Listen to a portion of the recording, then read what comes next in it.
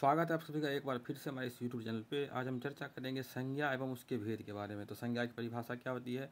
किसी व्यक्ति, वस्तु, स्थान, भाव आदि के नाम को संज्ञा कहते हैं। जैसे कि मनुष्य, राम, सेना, पत्थर, मूर्खता, हिमालय, भारत आदि। इसमें देखिए ये सब क्या है? किसी व्यक्ति का नाम है, किसी वस्तु का नाम है, किसी भाव का या स्थान का नाम, जैसे भारत है किसी देश का नाम है, हिमालय किसी पहाड़ का नाम है। तो किसी भी प्रकार के नाम को हम क्या कहते हैं? वो संज्ञा कहते हैं। ठीक। संज्ञा के भेद, तो संज्ञा के 5 भेद माने जाते हैं। पहला है व्यक्तिवाचक संज्ञा, दूसरा जातिवाचक संज्ञा, तीसरा समूहवाचक, चौथा द्रव्यवाचक और पांचवा भाववाचक संज्ञा। चर्चा करेंगे बारी बारी से सभी के ऊपर। पहला है व्यक्तिवाचक संज्ञा।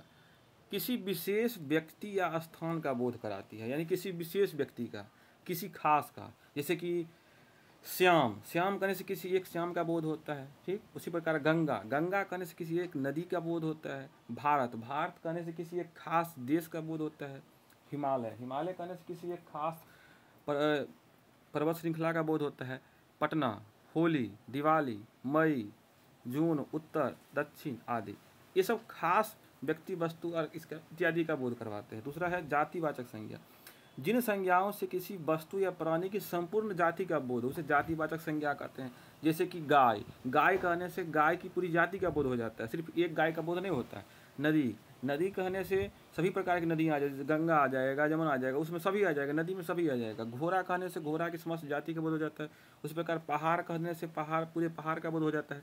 मनुष्य कहने से मनुष्य जाति का बोध हो जाता है। इसी प्रकार बहन कहने से सभी प्रकार का बहन, भाई सभी आ जाएगा। धोबी कहने से पूरी जाति का बोध हो जाएगा इत्यादि। तो तीसरा है समूहवाचक संज्ञा। जो संज्ञा पदार्थों के समूह का बोध कराता है समूहवाचक संज्ञा कहलाता है। जैसे कि गिरोह, झब्बा, झुंड, दल, सभा, सेना, अंगूर का गुच्छा इत्यादि। तो जैसे गुच्छा में कितना अंगूर रहता है देखिए करते हैं आप, तो कितना ज़्यादा अंगूर रहता है। सेना में बहुत सारे सैनिक रहते हैं, दल में बहुत सारे लोग रहते हैं, झुंड में बहुत सारे लोग रहते हैं। तो इस प्रकार ये जो है समूहवाचक संज्ञा हो गया। द्रव्यवाचक संज्ञा, जिस संज्ञा से नाप या तौल वाली वस्तु का बोध हो उसे द्रव्यवाचक संज्ञा कहते हैं। जैसे कि लोहा, सोना, चांदी, दूध, पानी, तेल, तेजाब इत्यादि। अब लोहा क्या करते हैं? उसको तौल सकते हैं आसानी से। सोना, ये क्या है? ये भी द्रव्यवाचक है। चांदी, ये भी द्रव्यवाचक है। दूध, इसको नाप या तोला जा सकता है इसको।